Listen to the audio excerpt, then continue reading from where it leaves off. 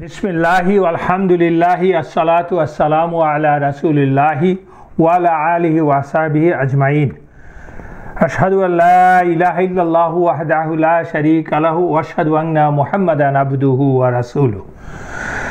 Rabbi इश्रह ली सदरी व यस्सिर ली अमरी वहलुल उक़दतम मिन लिसानी यफ़क़हू क़ौली। अस्सलामु अलैकुम व रहमतुल्लाहि व बरकातुहू। आज के गत क्लासेर कन्टिन्यूशनटा करब ইনশাআল্লাহ। গত ক্লাসে আমরা উম্মুল মুমিনিন আমাদের মা আয়েশা রাদিয়াল্লাহু আনহার জীবন সম্বন্ধে জাস্ট আলোকপাত করার চেষ্টা করেছি। Definitely we can't completely do justice in 1 or 2 hours, so I tried to give you a little bit of idea, but I'm pretty sure you guys also know a lot about her, but এটা একটা জানা আমাদের জন্য ঈমান booster এবং আমরা জানার চেষ্টা করা। আজকে আমরা যে বিষয়টা নিয়ে আলোচনা করব মূলত দুটো, ইফ আল্লাহ উইলস আমি দুটো বিষয় আলোচনা করব। একটা হচ্ছে হাফসা রাদিয়াল্লাহু আনহার জীবনী নিয়ে কিছুটা আলোচনা করব, আলোকপাত করার চেষ্টা করব। আরেকটা হচ্ছে শুরু করতে চাই আমরা যে আয়েশা রাদিয়াল্লাহু আনহার এই যে অল্প বয়সে বিয়ে, নিকাহ হলো 6 বছর বয়সে, নিকাহ কনজুমেট করা হলো, উনি থাকা শুরু করলেন রাসূলুল্লাহ সাল্লাল্লাহু আলাইহি ওয়াসাল্লামের সাথে 9 বছর বয়সে। এই বিষয়টা নিয়ে বর্তমান দুনিয়াতে স্পেশালি ইসলামোফোবরা এবং অমুসলিমরা কি বলছে, কি ধরনের আক্রমণ করছে, এবং সেই সাথে সাথে আমাদের মুসলমানদেরও কিছু একটা অংশের একটা গ্রুপের রিঅ্যাকশন কি হচ্ছে এবং কিভাবে ডিফেন্ড করতে চাচ্ছে নিজেদেরকে, এগুলো নিয়ে কিঞ্চিত আলোচনা করা হবে। কিন্তু তার আগেই আমার প্রশ্ন হচ্ছে আসলে কি এই আলোচনার দরকারও আছে কিনা। আমি নিজের সাথেই এ ব্যাপারটা নিয়ে অনেকটা ডিবেট করেছি যে should we really even talk about it, because it is such a settle matter. কিন্তু যেহেতু আলোচনা হচ্ছে সেহেতু আমরা একটু আলোচনা করার চেষ্টা করব যে হোয়াট ইজ ইট। এই যে প্রশ্ন করছে যে রাসূলুল্লাহ সাল্লাল্লাহু আলাইহি ওয়াসাল্লাম ম্যারিড এ চাইল্ড, আরও অনেক ধরনের নিচু শ্রেণীর কথাবার্তা অপবাদ পর্যন্ত দেয়া হয়েছে, সেটা নিয়ে আমরা কি কথা বলবো কিনা। কারণ এর উত্তর তো লাইক আই সেড, নন মুসলিমদের জন্য এক ধরনের রেসপন্স আছে, কিছু কিছু পয়েন্ট আছে ইন জেনারেল মুসলিমদের জন্য, আর কিছু কিছু রেসপন্স আছে কিছু কিছু মুসলমান আমাদের মধ্যে আছে যারা কিনা, আমি তাদের উদ্দেশ্যের কথা বলছি না, তারা অনেকে আছে, তাদের মধ্যে অনেক আলেমও আছে কিছু, যারা কিনা কেউ প্রুফ করতে চাইছেন যে আর তারা আসলে কি বলতে চাইছেন যে আয়েশা রাদিয়াল্লাহু আনহার সাথে রাসূলুল্লাহ সাল্লাল্লাহু আলাইহি ওয়াসাল্লামের যে এই সো-কল্ড অসম বয়সের বিবাহ, সেটা নিয়ে ওনারা কি বলতে চাচ্ছেন, কিভাবে ডিফেন্ড করতে চাচ্ছেন, এই তো অ্যান্সার দেওয়া। তো let us try to just go little bit deeper in it. ডিটেলে যাওয়ার আগে মূল বক্তব্যটা যেটা হচ্ছে, it is an attempt of character assassination of Rasulullah sallallahu alaihi wasallam, and it is nothing new. আমরা এতদিন পর্যন্ত রাসূলুল্লাহ সাল্লাল্লাহু আলাইহি ওয়াসাল্লামের জীবনী নিয়ে যত আলোচনা করেছি, রিসালাত প্রাপ্তির শুরুর প্রথম দিন থেকে শুরু করে নবীজিকে যেই পরিমাণ আক্রমণ করা হয়েছে, ফিজিক্যালের চেয়ে অনেক অনেক বেশি মেন্টাল অপবাদ কুৎসা রটনা করা হয়েছে নানান ফর্মে নানান সময়ে। তার জীবদ্দশাতে রাসূলুল্লাহ সাল্লাল্লাহু আলাইহি ওয়াসাল্লামের নিজের ভূমির লোকেরা যা করেছে, কুরাইশরা, মুনাফিকরা, ইহুদিরা ওই সময়ের মদিনাতে, ইটস নাথিং নিউ, এবং পরবর্তীতেও হয়েছে এবং হচ্ছে এবং হবে। মূল বিষয়টা তো হচ্ছে লা ইলাহা ইল্লাল্লাহ মুহাম্মাদুর রাসূলুল্লাহ আমি সহ্য করতে পারছি কি পারছি না, এই হচ্ছে ব্যাপার, এ হচ্ছে একটা। এবং they are trying to undermine the greatness of রাসূলুল্লাহ সাল্লাল্লাহু আলাইহি ওয়াসাল্লাম অ্যাজ প্রফেট, হিজ প্রফেটহুড, এটাকে আন্ডারমাইন করার চেষ্টা করা, এবং two paint a very ugly picture about Islam and it's people, its custom, its culture, even the intelligentsia of Muslim people, যা আমরা দেখতে পাচ্ছি।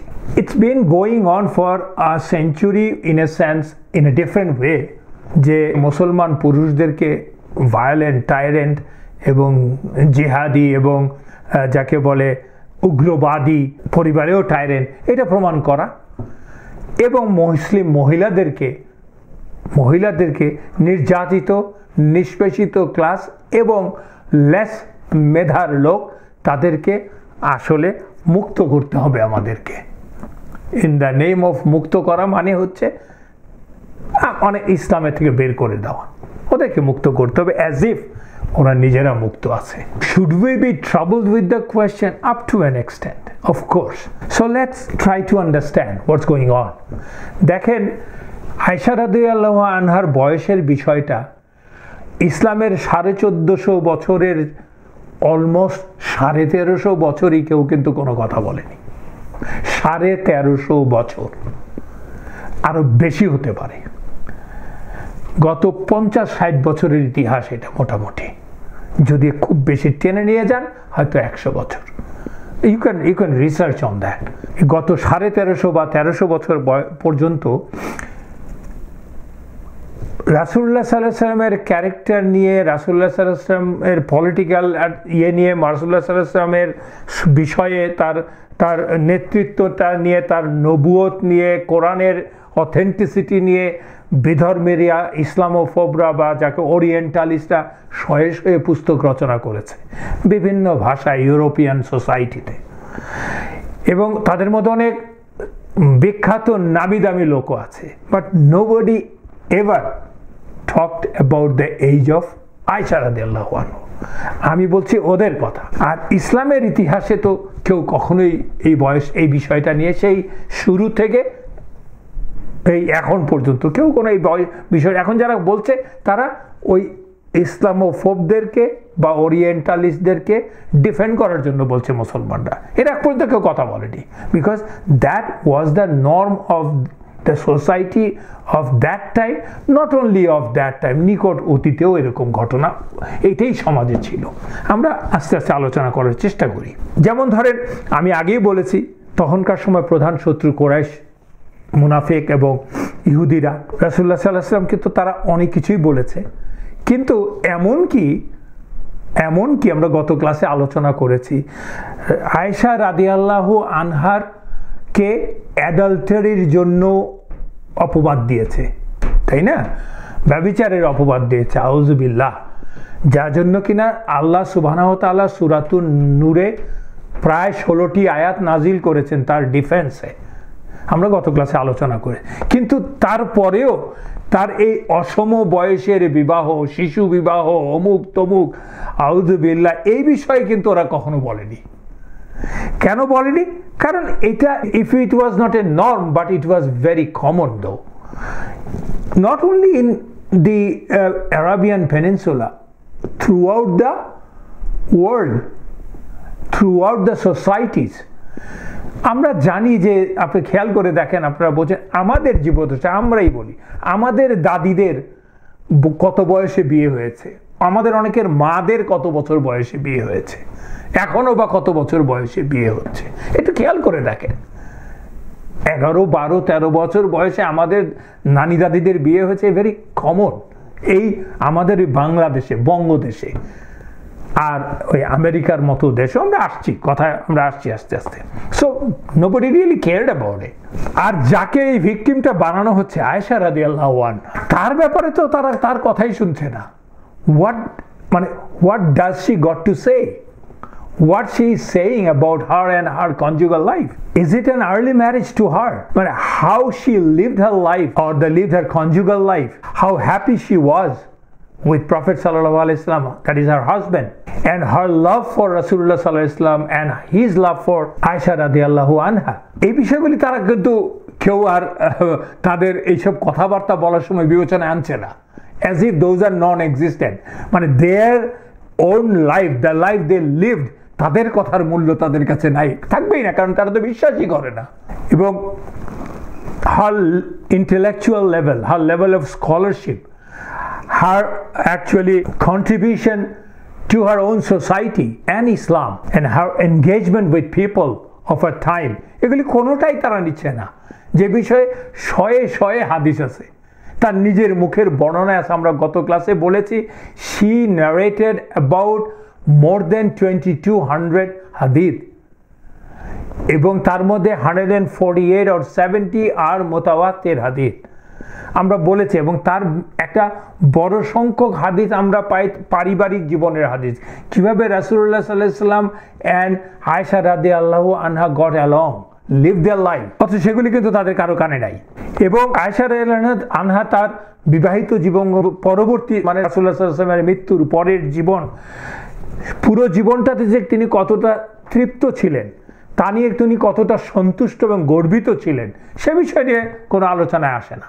সেটা ওদের মানে যেটা বলে রেডারের মধ্যে নাই মনে হচ্ছে আর কি। ডোন্ট থিঙ্ক দ্যাট দ্য রেডারের মধ্যে নাই, আছে, but they want to just overlook it because point is different. এবং যার জন্য কিনা ওনার মানে মেধা, মননশীলতা, ধার্মিকতা, প্রজ্ঞা অ্যাকচুয়ালি রাসূলুল্লাহ সাল্লাল্লাহু আলাইহি ওয়াসাল্লামের সাথে জীবন যাপনের ফলে আরো বেশি বৃদ্ধি পেয়েছিল, বিকশিত হয়েছিল, আমরা জানি সেগুলো। এখন কথা হচ্ছে যে এই যে সকল বাল্য বিবাহ এবং নৈতিকতা, তার সাথে যে নৈতিকতা বা মোরালিটিকে অ্যাটাচ করে দেওয়া, বিষয়টা কি একটু বোঝার চেষ্টা করি। I am pretty sure you guys all know about it, but let's try to look into it. নৈতিকতার ব্যাপারটা কি, মানে যদি আমরা বেসিকভাবে চিন্তা করি, সেটা হচ্ছে ভালো এবং মন্দের মধ্যে পার্থক্য করা, বোধ একটা, এ মানুষের বোধ, যে আচার ব্যবহার, কোন কাজকে গর্হিত মনে করা, কোন কাজটা আনএক্সেপ্টেবল, কোনটা অ্যাকসেপ্টেবল, এগুলোই তো হচ্ছে আপনার মোরালিটির বা নৈতিকতার বিষয়। যা সমাজের, আপনি যেই সমাজে থাকেন, যেই সময়ে থাকেন, সেই সমাজ বা সেই সময়ের প্রেক্ষিতে আপনার মূল্যবোধ, or you can say it's a cultural construct, যার উপর এই মূল্যবোধটা, নৈতিকতাটা নির্ভর করে। যেমন কিছু কিছু কাজ আছে যে আপনার কাছে কিছু কিছু জিনিস দেখলে আপনার কাছে খুব মানে জঘন্য মনে হবে, আপনার মানে গাট ফিলিং একটা আছে যে আমরা ইটস ডিসগাস্টিং, আপনার কাছে মনে হয়, আমার সবার কাছেই মনে হয় কিছু কিছু কাজ আছে। কিন্তু ওই একই ডিসগাস্টিং যেটা আমার সমাজে, আমার ক্ষুদ্র সোসাইটিতে আমাদেরকে মনে হয়, সেটা অন্য আরেকটা সোসাইটিতে এরকম ডিসগাস্টিং নাও হতে পারে, এটা প্রথাই হতে পারে। বাংলায় একটা কথা আছে না, কোনোখানের বুলি আর কোথাকার গালি। You understand what I am trying to say. যেমন ধরেন মানুষের খাদ্যাভ্যাস আছে, পোশাক আছে, ধর্মীয় আচার আছে, সামাজিক প্রথা আছে, যেগুলো to a society that is desired, practiced, we call it a desired and practiced morality of one society can be immoral and inappropriate to the other society. যেমন খাদ্যাভ্যাসই মনে করে, কেউ খুব সিম্পল ওয়াইড স্প্রেড, কেউ পিগস খাচ্ছে, তাই না? কিন্তু কোনো একটা সমাজে পিগস খাওয়ার কথা চিন্তা করলে আপনার কাছে আপনার গাট সেটা মেনে নেয় না। এবং অতি প্রাচ্যের কোনো সোসাইটিতে আরো বিজায়ার কোনো জিনিসপত্র খাচ্ছে, আমরা সেটা ভাবতেও পারি না, তাই না? মানে আমার খাওয়ার কথা মনে হলে আমার বমি চলে আসে, মাই গাটস ডোন্ট অ্যাকসেপ্ট ইট। তার মানে কি আমি বলে নেব যে আমার কথাই ওকে মানতে হবে, না ওর কথা আমাকে মানতে হবে? নো, কোনো ধর্মের ব্যাপারে তারা এমন এমন জিনিস পান করে বা খায় যেটা আমরা ভাবতেও পারি না। তার মানে এই না যে আমারটা তাকে চাপিয়ে দিতে হবে, তারটা আমাকে চাপিয়ে দিতে হবে। So that it's not universal feeling, right? Morality is not universal, এবং সময়ের সাথে তো এর পরিবর্তন আছেই, এ কোনো ধ্রুব বিষয় না। মনে করেন বড় মাপে স্লেভারি, দাসত্ব, দাস প্রথা, যা এখনো জানিয়ে বিতর্ক হচ্ছে এবং হবে, ওইটা অন্যায় কিছু না, পরিবর্তন তো হবেই। ঠিক তেমনি বাল্য বিবাহ বা চাইল্ড ম্যারেজ যাকে বলা হচ্ছে, এ তো সময়ের সাথে সাথে বিবর্তন হচ্ছে, এলাকার সাথে সাথে বিবর্তন হচ্ছে, কালচারের সাথে বিবর্তন হচ্ছে। Nothing wrong in it until and unless you impose something on somebody else. দেখেন পৃথিবীতে যে কোনো সমাজে, যে কোনো সময়ে, যে কোনো মানুষের কাছে একটা জিনিস কিন্তু সবসময় আমার হচ্ছে ইমোরাল, আনএক্সেপ্টেবল, এবং যাকে বলে আমরা এইটা আমাদেরকে এটা কোনো সমাজে অ্যাকসেপ্ট করা নেই, সেটা হচ্ছে কিলিং, খুন করা। কিন্তু খুন করার ব্যাপারটা এতই র্যাম্পেন্ট হয়ে গেছে দুনিয়াতে, এতই easy, you can kill people in terms of thousands, even not going directly to their places, remotely মেরে ফেলা যাচ্ছে। তো সেইটা কিন্তু আমাদের গাটসকে ওরকম নাড়া দেয় না। কিন্তু আমরা যখন শুনি একটি 12 বছর 13 বছর বয়সের মেয়ের বালিকার বিয়ে হচ্ছে, তখন কিন্তু আমার গাটসকে নাড়া দেয়। তাতে অন্যায় কিছু নেই। That's the way we have developed ourself নাওয়াডেজ or change ourself. মানুষের ইভলভ করেছে, মানুষ এভাবে করতেই পারে। কিন্তু তার মানে এই না যে যারা করছিল বা করেছে তারা অন্যায় করেছে। That you give them you just label them as perversive people. No, you can't. You don't have the right to do that. যদি ধরেন আমরা আর একটু ভালো করে দেখি এই বিষয়টা, যে 20th century মাঝামাঝি আগ পর্যন্ত, মানে গত শতক বা তার শুরু পর্যন্ত, কিন্তু এই ইয়াং চাইল্ড বা চাইল্ড ম্যারেজ নিয়ে কেউ কথা বলেনি। কোনো সমাজেই কথা বলেনি। একটা দুইটা কথা হয়েছে, আর কথা বলেনি। ঠিক তেমনি স্লেভারি নিয়েও 17th সেঞ্চুরির আগে কেউ কথা বলেনি। এখনো স্লেভারি আছে, in a different form. So these are debatable, right? কারণ স্লেভারি মানে তো হচ্ছে when you lose your freedom, তাই না? সেটাই তো স্লেভারি। এনিওয়ে, আমরা সেই বিষয়টা যাচ্ছি না, because that is another big topic. আমরা এখন এই চাইল্ড ম্যারেজ নিয়েই কথা বলি। সো এই যে এতদিন ধরে এই বিষয়গুলো নিয়ে কথা হয় নাই, সেই আদম আলাইহিস সালাম থেকে শুরু করে এখন পর্যন্ত, আমি যদি মনে করি পৃথিবীর বিখ্যাত নেতারা, কোনো ধর্ম ছাড়াই বিখ্যাত ব্রিলিয়ান্ট মাইন্ডস যারা আছে, সেটা লিটারারি হোক, পলিটিক্যাল হোক, ফিলসফার হোক, তারা যেগুলি বলেনি এই 100 বছর আগ পর্যন্ত চাইল্ড ম্যারেজ নিয়ে, তারা কি সব দাম ছিল নাকি? তারা কি ইন্টেলেকচুয়ালি চ্যালেঞ্জ ছিল নাকি? আর উই দ্য অনলি পিপল, নতুন স্পেসিস নাকি, নতুন হোমোসেপিয়ান্স নাকি আমরা, যে আমরাই সব বুঝি? এবং তারপরে তো রয়ে গেছে আল্লাহর নবীরা, সেই আপনি ইব্রাহিম আলাইহিস সালাম বলেন, নূহ আলাইহিস সালাম বলেন, মুসা আলাইহিস সালাম বলেন, যাই বলেন, তাদের ইতিহাস যদি আপনি পড়েন আপনি বুঝতে পারবেন যে আমরা জানি তারা তারা তারা they are the best of the people. তারা কি এটা নিয়ে কথা বলেন নেই? তো তাদেরকে কি আপনি আন্ডারমাইন করছি আমরা? সেজন্য ইসলাম বা মুসলমানরা, স্পেশালি ইসলামের যারা scholars and the people those who think, তারা কি বলছেন, তোমার ওই যে এই যে গাট ফিলিংসটা, এই যে মোরালিটি ফ্রম দ্য গাটস, যে একটাকে জঘন্য ভাবায়, আনএক্সেপ্টেবল হয়, don't trust on that only. Of course it's there, you live with that, accordingly you change your life, that's fine, but that doesn't necessarily mean that that's the only way to decide something. কারণ what people think or feel disgusting or জঘন্য বলে যা মনে করে মানুষ, এবং যেটাকে অনৈতিক বলছে, ইটস বেসিক্যালি আ কাস্টম, প্রথা, রীতি। আমরা তো দেখলাম এতক্ষণ ধরে যে আলোচনা সংক্ষেপে করতে চাইলাম, খাওয়া দাওয়া, পোশাক পরিচ্ছদও তাই। পোশাক পরিচ্ছদের বেলায় কি আছে? কোনো দেশে, কোন একই দেশে আপনি চমৎকারভাবে নিজেকে আবৃত রাখাটা রেওয়াজ ছিল এখনো থেকে 50 বছর আগেও। এখন তাদের ভালো লাগে না, তারা নিজেদেরকে উন্মোচিত করে রাখতে চান, এবং তারা মনে করছেন যে এটা না করলে অন্যরা oppressed. That's audacity of a group of people.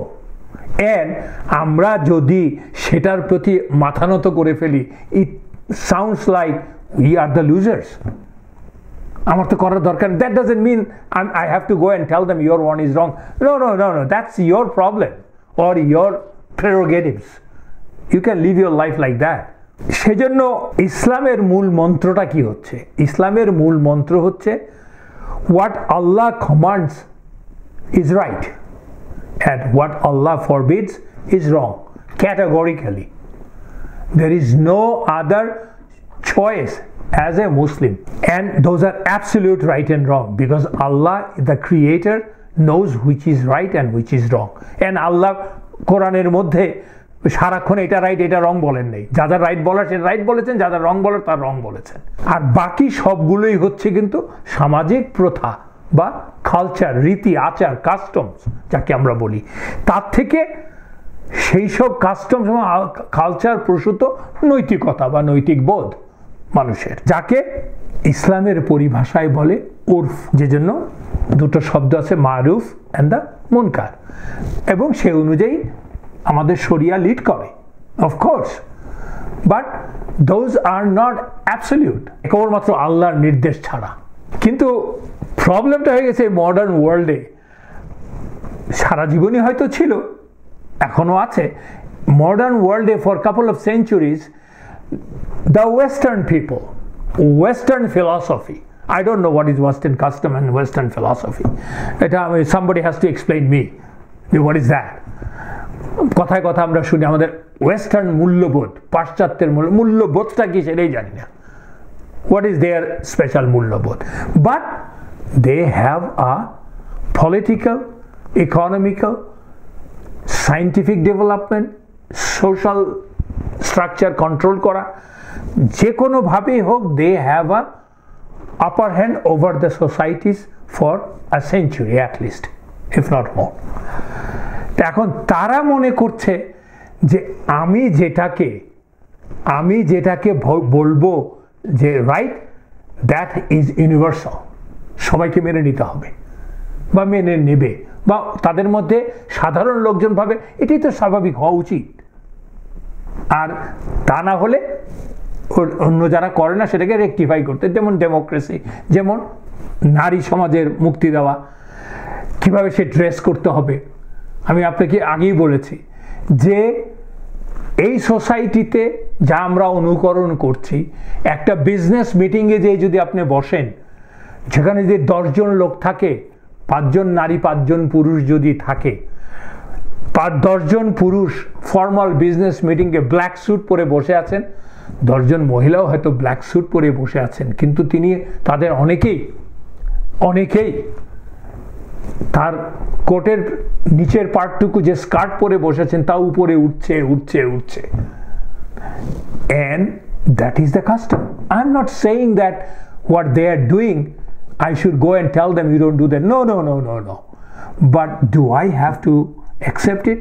But the Western society thinks that yes, that is the only acceptable thing because I have the power over the people. আমি একটা সিম্পল উদাহরণ দিলাম যে কি হতে হবে, অথচ আল্লাহ কিন্তু আমাকে তা বলেন নাই। আমরা জানি আদম এবং হাওয়া যখন ফল খেয়ে ফেললো ওই গাছ থেকে, তখন কি হলো?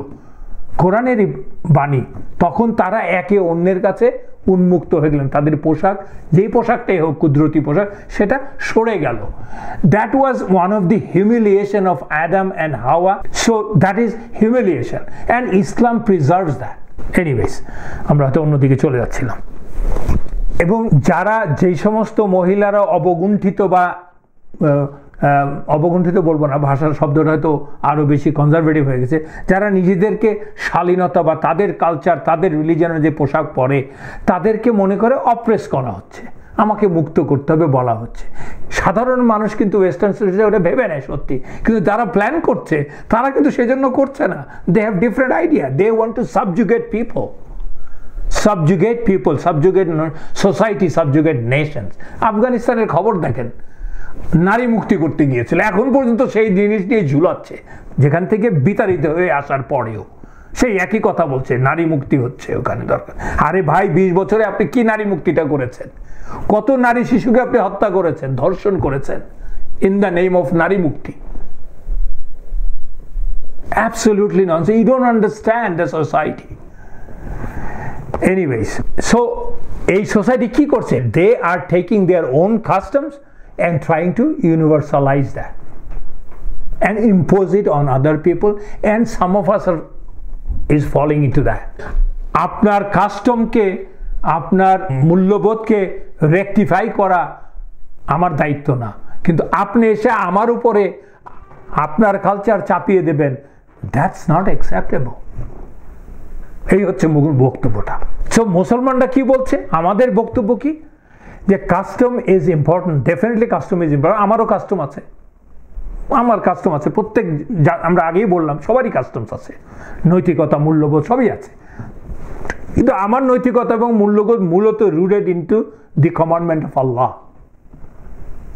অ্যান্ড ওয়ে অফ রাসূলুল্লাহ সাল্লাল্লাহু আলাইহি ওয়াসাল্লাম মূলত। তারপরে তো আমার নিজস্ব আবহাওয়া সময়ের সাথে সাথে আমার কালচারের তো আছেই, কিন্তু ওইটা হচ্ছে আমার মূল। কাস্টম ইজ ইম্পর্টেন্ট আমাদের কাছে, এটা লিগাল এবং মোরাল মিনিংও আছে for the people, but you cannot universalize that because it's different, it's unfair for the other cultures. So চাইল্ডহুডের ব্যাপারে আমরা যে জিনিসটা বলতে চাচ্ছি সেটা হচ্ছে যে কাকে আপনি চাইল্ড বলবেন আর কাকে আপনি অ্যাডাল্ট বলবেন, এটার তো একটা নির্ধারণের ব্যাপার আছে মীমাংসায় যাওয়ার আগে, উত্তর দিতে যাওয়ার আগে। অ্যাডাল্ট হওয়ার জন্য বয়সটা কি আসলে, এর কি কোনো নির্দিষ্ট বয়স আছে? আপনি যদি পৃথিবীর ইতিহাস এবং বর্তমান সময়ের ইতিহাসও ঘাটেন, নাই, কোনো নাই। যারা এর প্রবক্তা তারাও কিন্তু কোনো কিছু দিতে পারছে না। It varies from societies to societies, culture to culture. যদিও প্রত্যেক সোসাইটিতে একটা লিগাল ফ্রেমওয়ার্ক দেওয়ার চেষ্টা দিচ্ছে, কিন্তু তারপরেও এটা প্রত্যেকটা নির্দিষ্ট সোসাইটির জন্য নির্দিষ্ট সময়ের জন্য সেটা নির্দিষ্ট। তাও that is not uniform across the board in the same country. বড় বড় দেশগুলো যেখানে প্রভিন্স আছে, যেখানে স্টেট আছে, সেখানে দেখলে স্টেট এবং প্রভিন্সের তো ইন্ডিপেন্ডেন্ট রাইটস আছে তাদের লজ অ্যান্ড রুলস করার জন্য, সেই একই দেশে ডিফারেন্ট রুল আছে। সো অ্যাকচুয়ালি চাইল্ডহুডের বা অ্যাডাল্ট হওয়ার কোনো ইউনিভার্সালি অ্যাকসেপ্টেবল এজ নাই, এখনও নাই, বর্তমানেও নাই। এবং আরেকটা তো আছে যে বিহেভিয়ারাল ব্যাপার, আপনি কোন বিহেভিয়ারে, কোন মেন্টাল ম্যাচিউরিটিতে আপনি তাকে অ্যাডাল্ট বলবেন আর কোন মেন্টাল ম্যাচিউরিটিতে তাকে আপনি চাইল্ড বলবেন, that is also even more difficult to define. কিন্তু একটা জিনিস সত্যি যে চিলড্রেনদেরকে প্রোটেক্ট করার জন্য অ্যাডাল্টদের সামাজিক দায়িত্ব আছে। It starts from the home and it goes up to the state. মূল ব্যাপার হচ্ছে to protect the children because they are innocent, and করবে কারা? অ্যাডাল্টরা করবে। অ্যান্ড ইনফ্যাক্ট চিলড্রেন, অ্যাডাল্টের দায়িত্ব হচ্ছে to protect the children from the adults, like সে কী কাজ করবে, তার শ্রমবাজারে কী হবে, এসব নানাবিধ বিষয় টিষয় আছে। যাই হোক, আলটিমেটলি চিলড্রেনদের এই ব্যাপারটা এটা ইউনিভার্সাল ব্যাপার, কিন্তু তার কোন বয়স পর্যন্ত child, that's difficult to measure. এবং সময়ের সাথে সাথে অর্থনৈতিক অ্যাফ্লুয়েন্সের সাথে সাথে চিন্তা চেতনার পরিবর্তন হওয়ার সাথে সাথে আসলে চাইল্ডহুডকে প্রলং করার চেষ্টা হচ্ছে, আমরা করছি। আজকের যেই 16 বছরের বালক বালিকা, আমার সময়ের 16 বছরের বালক বালিকার মতো কিন্তু অতটা ইন্ডিপেন্ডেন্ট, যদিও ইনফরমেশনের কোনো অভাব নাই, অতটা সেলফ ইন্ডিপেন্ডেন্ট না। হয়তো সে ওই টিকটকার সোশ্যাল মিডিয়াতে ঘোরাঘুরি করলেই ইন্ডিপেন্ডেন্ট হয়ে গেল না। হ্যাঁ, সে স্ট্রেস আউট হয়ে যাচ্ছে, সে নানান কিছু হয়েছে। কিন্তু আমার সময়ের এখন থেকে 40 বছর আগের ওই 15 বছরের বালকের মতো বা 13-14 বছরের বালকের মতো এখন এটা না। 12-13 বছর তো ডেফিনেটলি না। এটা হচ্ছে, পরিবর্তন হচ্ছে। এ ভুল শুদ্ধর বিষয় না, পরিবর্তন হচ্ছে। মূলত কারণ হচ্ছে এফ্লুয়েন্ট সোসাইটিতে এডুকেশন মূল একটা one of the main reason. আপনি এডুকেশনের সাথে সাথে এই জিনিসগুলো বেশি হচ্ছে, পৃথিবীর সব দেশেই হচ্ছে। আপনি এডুকেশন দেওয়ার মানেটা কি? বাচ্চাকে আপনি যখন স্কুলে ভর্তি করে দেবেন, সে যখন স্কুলে যাচ্ছে, তার মানেটা কি? তার অনেক ধরনের রেসপন্সিবিলিটি থেকে অফ, সে পড়তে যাচ্ছে, পড়ালেখা হবে, তাকে বরঞ্চ গাইড করা, তাকে সাপোর্ট দেওয়া, সেটাই তো কাজ সমাজ এবং পরিবারে। তার মানে কি? সেটা প্রলং করছে। যেই সমাজে আপনি নিজেই দেখবেন দরিদ্র দেশে কি হচ্ছে, যাদের লেখাপড়া করতে পারছে না, যাদের সামর্থ্য নাই, সেই শিশু কিন্তু খুব শীঘ্রই মানে ইন্ডিপেন্ডেন্ট হয়ে যাচ্ছে। এর ভালো মন্দ অনেক দিক আছে, অনেক দিক আছে। হ্যাঁ, ভালো মন্দ অনেক দিক আছে। এর সামাজিক কার্সও আছে, আবার মানে ভালো দিকও আছে, সেদিকে আমরা যাচ্ছি না, কিন্তু হয়ে যাচ্ছে। So more the society is literal, prolonged is the childhood. এবং ধীরে ধীরে এই জন্য expectation towards the younger people is getting lower and society evolve করছে। তার মানে এখনের 12 বয়সের একটা বালক বালিকার সেই ইন্ডিপেন্ডেন্স এন্ড রেসপন্সিবিলিটি সেন্সটা গ্রো করছে না বা হয়নি। এই জন্য চাইল্ডহুড পিরিয়ডটা এখন এক্সটেন্ডেড হয়ে যাচ্ছে আস্তে আস্তে। সেটার ভিত্তি করেও কিন্তু মানুষ ভাবছে যে চাইল্ডকে, তখন সেটাকে যদি আপনি নিয়ে যান 1300 বছর আগে, 1300 বছর আগে নিতে হবে না, 50, 60, 100 বছর আগেও যদি নিয়ে যান, তাহলে ওই সময়ের জন্য তো ওই সময়ের মানুষের উপর তো আপনি অন্যায় করছেন, চাপিয়ে দিচ্ছেন আপনার আইডিয়া। আপনি তো তখনকার, তার মানে এই না যে ওই সময় যা হয়েছে এখন তা হইতে হবে, নো। এটা কোনো ভাইস ভার্সা বিষয় না হওয়াটা, মানে একটার সাথে মিউচুয়ালি এক্সক্লুসিভ না। তাহলে সর্বজন স্বীকৃত বিয়ের ন্যূনতম বয়স কত হবে, সেটা নিয়েও তো একটা আলোচনা আসতে পারে। আসলে বর্তমান দুনিয়াতে তথাকথিত উন্নত দেশগুলিতে সেখানেও কিন্তু নাই আসলে। যেমন ধরেন আপনি আমেরিকার কথাই মনে করেন, আমেরিকাতে দ্যাট ইজ ট্রু যে 18 বছর বয়স হতেছে নিম্নতম বয়স throughout the country without any parental consent এবং জুডিশিয়াল পারমিশন। 18 বছর is the minimum age of getting married. কারো পারমিশন নিতে হবে না, কিছু না, আপনার 18 হয়ে গেল, ইউ ক্যান গেট ম্যারিড। কিন্তু এই আমেরিকাতেই যদি আপনি অভিভাবকের অনুমতি নেন, সম্মতি নেয়, দুই পক্ষের অভিভাবক সম্মতি দেয় এবং জুডিশিয়াল কনসেন্টও যদি থাকে in wherever it is applicable, তাহলে 14 বছর বয়সেও বিয়ে করা আইনসম্মত আমেরিকাতে। আর কিছু কিছু স্টেটে তো ওই বয়সের যদি কনসেন্ট থাকে, প্যারেন্টাল কনসেন্ট থাকে বা জুডিশিয়াল কনসেন্ট থাকে, ওইটাও লিমিট নেই। তাহলে আপনি এখন কোথায় যাবেন? আপনি এখন যে আপনি প্রিচ করতে চাচ্ছেন মানুষের কাছে এবং 1300 বছর আগে, 1400 বছর আগে পৃথিবীর শ্রেষ্ঠতম মানুষ নিয়ে আপনি কথা বলছেন, you have audacity, you have the nerve to talk about it. মানে যেটাকে বলে হিপোক্রেসি, সীমাহীন হিপোক্রেসি। এবং আরেকটা জিনিস আছে, first marital age and first experience of sex, সেই এজটা কি? আর এই দুইটা শব্দ বলার পিছনে কারণ হচ্ছে স্টেটমেন্ট, পাশ্চাত্য দুনিয়াতে তো এটা র্যাম্প্যান্ট। দেখেন এই আমেরিকাতে একটা সমীক্ষা আছে, অনেক সমীক্ষা আছে, একটা সমীক্ষা এবং খুব প্রতিষ্ঠিত সমীক্ষা থেকেই বলছি, প্রায় 60-70 হাজারের মতো পার্টিসিপেট করেছে এই সমীক্ষায়। তারা বলেছে তাদের মধ্যে 25%-এর বেশি বলেছে they had first experience of sex within the 13 to 15 years of age, and 10%-এর বেশি লোক বলেছে যে তাদের first experience of sex was between 11 and 13 years of age. So this is the society we live in or people live in, and they are preaching something. এবং আমরা সবাই জানি পাশ্চাত্য দেশের স্কুলগুলোতে কি অবস্থা। In some places contraceptives are handed over to in their language, those children, to save them from the unwanted pregnancy that is hazardous যদি সেটা rampant হয়, that overwhelms the society, social system, medical system এবং humiliates the parents. তো এদের কাছ থেকে যদি আমি নৈতিকতা বোধ সম্বন্ধে শুনতে হয়, এর জ্ঞান নিতে হয়, I have a problem and everybody should have it. এবং এগুলো করে লিগ্যাল ম্যারিটাল এজ আমরা পিছিয়ে দিচ্ছি। ইটস ফাইন, করেন, কিন্তু নৈতিকতার কথা টানার দরকার নেই। তাহলে কি দাঁড়ালো? বিয়ের নিম্নতম বয়স কি? We just don't know. We don't have any moral guidance. Even we don't have any moral guidance.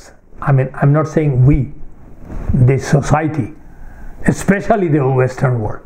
And তাদের দেখা দেখি আমাদের সমাজেরও পৃথিবীর, যেহেতু তারা ডমিনেন্ট, সেহেতু পৃথিবীর সকল উন্নয়নশীল দেশ বা অনুন্নত দেশ, whatever is the terminology for the better to be politically more correct, আপনাকে টার্মিনোলজি আবিষ্কার করতে হবে।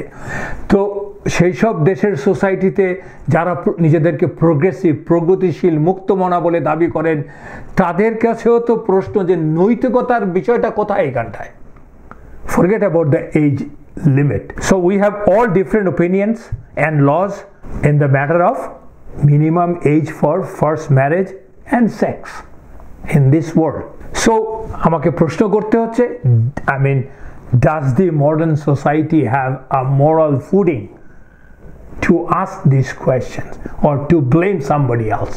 এবং তারাই কিনা বলছেন যে আয়েশা রাদিয়াল্লাহু আনহার এই বয়সের ব্যাপারটা ছিল, যে অকথ্য ভাষায় তারা অ্যাকিউজ করছেন আমাদের শ্রেষ্ঠ দুজন, একজন তো শ্রেষ্ঠতম মানুষদের একজন ছিল রাসূলুল্লাহ সাল্লাল্লাহু আলাইহি ওয়াসাল্লাম, আর একজন শ্রেষ্ঠ নারীদের একজন আয়েশা রাদিয়াল্লাহু আনহার বিরুদ্ধে, প্রকারান্তরে আমাদেরকে।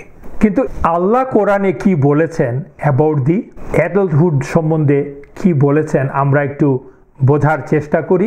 আল্লাহ কিন্তু মূলত স্পেসিফিক মেন্টাল এবং ফিজিক্যাল ক্রাইটেরিয়াকে আল্লাহ বলছেন। একটা হচ্ছে সূরাতুন নিসাতে, দ্যাট ইজ 4 নম্বর সূরার 6 নম্বর আয়াতে আল্লাহ বলেছেন ওয়াবতালুল ইয়াতামা হাত্তা ইজা বালাগুন নিকাহা ফাইন্না আনাস্তুম মিনহুম রুশদা।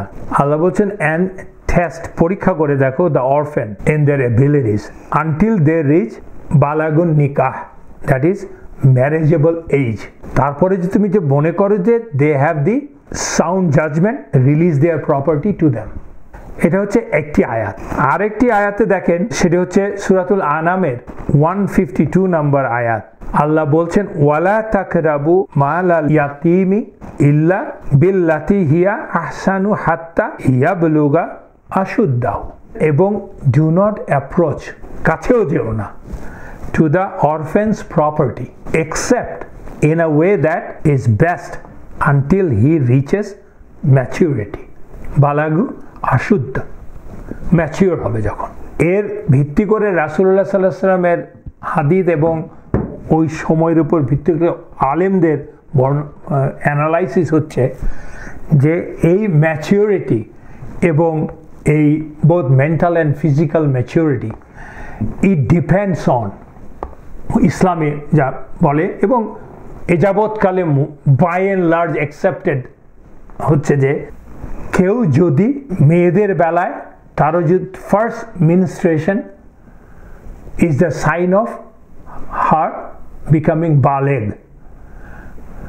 এবং ছেলের হচ্ছে ওয়েট ড্রিমস, এটা হচ্ছে নর্মাল সাইন্স, যে তখন তাকে ধরা হবে সে বালেগ হয়েছে, দ্যাট ইজ দ্য টাইম। এই জন্য দেখেন রাসূলুল্লাহ সাল্লাল্লাহু আলাইহি ওয়াসাল্লামের সাথে যখন আয়েশা রাদিয়াল্লাহু আনহার বিয়ে হয়েছে, আমরা গত ক্লাসে আলোচনা করেছি, তার সাথে নিকাহ হওয়ার আগেই মুতিম ইবেন আদির ছেলে জুবায়ের ইবেন মুতিমের সাথে তার এনগেজমেন্ট হয়ে গিয়েছিল। এনগেজমেন্ট যে প্রমিস করে, তখন তার এনগেজমেন্ট মানে আমাদের মতো নানান ফর্মালিটিতে হচ্ছে না, কথা দিয়েছে বাবা, দুই বাবার মাঝখানে, দুই গার্জিয়ানের মাঝখানে, তো আমরা তো পড়েছিলাম। তার মানে that was A norm in the society, তাই না? তারপরে রাসূলুল্লাহ সাল্লাল্লাহু আলাইহি ওয়াসাল্লামের সাথে কথা হয়েছে, তাই না? তো দ্যাট ওয়াজ নো অ্যাকসেপ্টেড। এবং আয়েশা রাদিয়াল্লাহু আনহা নিজ মুখে বলছেন আমার নিকাহ হয়েছে 6 বছর বয়সে এবং রাসূলুল্লাহ সাল্লাল্লাহু আলাইহি ওয়াসাল্লামের সাথে আমি বসবাস করতে থাকি, দ্যাট ইজ কনজুমেট করা হয়েছে বিয়ে 9 বছর বয়সে। এবং সেগুলি আরও বর্ণনায় আছে উনি সাবালিকা, এই 9 বছর বয়স মানে হচ্ছে উনি সাবালিকা হওয়ার পর। সাবালিকা মানে কি, ওনার ফার্স্ট মিনস্ট্রেশন হয়ে গেছে তখন। Then she came and started living with the রাসূলুল্লাহ সাল্লাল্লাহু আলাইহি ওয়াসাল্লাম। সো তাদের বিয়েটা both socially was accepted because that was normal in the society, and legally, what is the legal terms? Because she became baligh. আমরা এও জানি, গত ক্লাসে আলোচনা করছি রাসূলুল্লাহ সাল্লাল্লাহু আলাইহি ওয়াসাল্লাম, কারণ আমি তো রাসূলুল্লাহ সাল্লাল্লাহু আলাইহি ওয়াসাল্লাম যখন বলবো he is the prophet and anything comes from Allah to him is the wahy, and he doesn't do anything out of his own whims and desires. এখানেও তার রাসূলুল্লাহ সাল্লাল্লাহু আলাইহি ওয়াসাল্লামের এই প্রপোজালটা আসছে কোত্থেকে, তাকে আয়েশা রাদিয়াল্লাহু আনহাকে বিয়ে করার। দুটো স্বপ্ন, ড্রিম দেখেছিলেন উনি। একটি ফর শিওর জিবরাইল আলাইহিস সালাম ছিলেন ওয়ান অফ দ্য এঞ্জেল, আর একটি ছিলেন অন্য এঞ্জেল, এন্ড ফেরেশতারা বলছে she is your wife, she will be your wife. So Allah did it. At the end of the day, I don't care who says what. Though we have all the logic, এতক্ষণ ধরে তো পড়লাম, কিন্তু সবার উপর তো ওই জিনিসটা সত্য। এবং আমরা বললামই যে childhood and adulthood it varies from culture to culture, place to place, এবং এনভায়রনমেন্ট টু এনভায়রনমেন্ট। আর টাইমের হলে কথা যদি আপনি বলেন তার তো কোনো কথাই নেই, ইভেন রিলিজিয়াস ইম্পর্টেন্সও আছে এগুলো এটার বিষয়ে। But across the board all the time and places, more or less by and large, যেটাকে বলি আমরা, it is accepted that the puberty determines the cut-off date for childhood. Once the puberty is there, he or she is not anymore child. Though আমরা ওই যে prolong করছি, আমরা বলছি যে সামাজিক পরিবর্তনের মধ্যে দিয়ে এটা প্রলং হচ্ছে, I mean এটা না করার কিছু নেই, এটা acceptable though, but that doesn't mean that অন্যটা unacceptable. এবং ডাক্তাররা আরো ভালো জানেন, সেটা হচ্ছে বা মানে হিউম্যান বডি নিয়ে যারা রিসার্চ করেন তারা আরো ভালো জানেন যে এই এজটা হচ্ছে 9 to 14 or 15 years. 9 to 14 or 15 years. Usually মেয়েদের বেলায় it comes early, ছেলেদের বেলায় it comes late, but it's in between 9 to 14, 15. Exceptions are there. Pubertyর সাথে সাথে definitely মনোজগতের পরিবর্তন হয় এবং রেসপন্সিবিলিটিও গ্রো করে if it goes unhindered, if culture এসে যদি তাকে অন্য পথে না নেয়। সো বিয়ের বয়সের বিতর্ক আমরা করতেই পারি, কোনটা সর্বনিম্ন কোনটা সর্বোচ্চ, it will continue, আমরা করতেই পারি, বিতর্ক হতেই পারে, এটা নিয়ে আলোচনা হতে পারে, প্রতি দেশে প্রতি রাষ্ট্রে এর জন্য আইনও করা হতে পারে, fine, everything is fine, it's okay, but আমরা এটা অন্যের উপর চাপিয়ে দিতে পারি না এক কালচার এক সময় এক সমাজ থেকে আরেক সমাজে আরেক কালচারে। দ্যাটস অ্যাবসলিউটলি নট অ্যাকসেপ্টেবল, কারণ এক কালচার এক দেশেই তো এটা রাইট না, একটা নট ইকুয়াল, নট মানে written on the stone across the board, একই দেশে সম্ভব হচ্ছে না, অন্য জায়গায় তো পরের কথা। তাহলে আমরা কি বলতে পারি, এমন পরিস্থিতিতে আয়েশা রাদিয়াল্লাহু আনহার বিয়ের বয়সের সঠিক কিনা সেটা যদি এখনকার সামাজিক প্রেক্ষাপটে আলোচনা আমরা করতে থাকি, তর্ক করতে থাকি, সেটা হবে নেহায়েতি অবিবেচনাপ্রসূত একটা চর্চা। এর পিছনে অন্য কারণ আছে, আমরা যেগুলি বলেছি আর কি, অন্য কারণগুলো কি?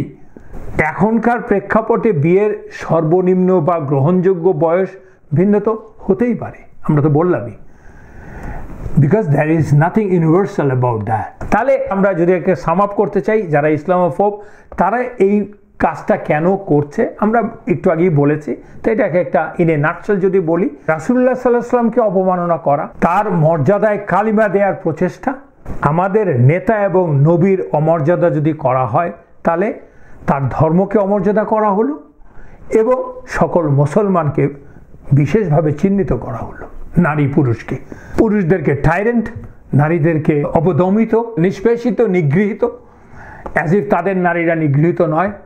বছরে কয়টা কেস হচ্ছে কোর্টে, পারিবারিক আদালতে বিটিংয়ের জন্য in America or Europe or Canada, এবং সেগুলির কোনটা কতটা নারী নির্যাতনের একটু সমীক্ষা, ওদের সমীক্ষা নিলে বুঝতে পারবেন আর কি।